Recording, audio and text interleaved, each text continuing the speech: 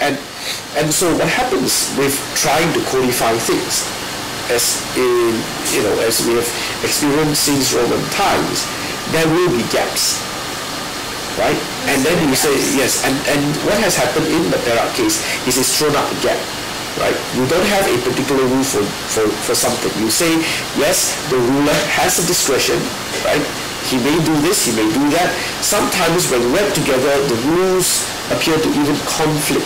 So what is the rule that needs to be followed? And in the absence of such a rule, well, very often then you have to leave it to the head of state to make up a decision based on, sort of precedence, good sense.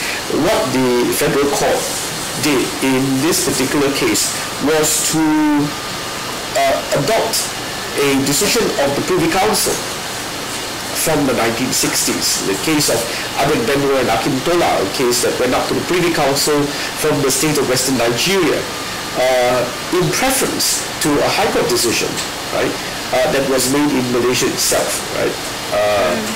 So I suppose it's not for me, I'm not a judge, it's not for me to say whether the federal court should have chosen A or B.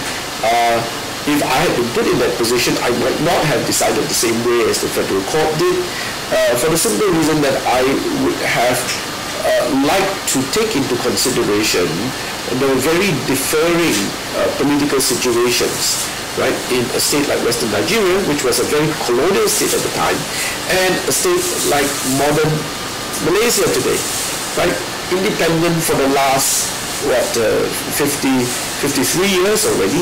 A very, very different polity, a very different political situation.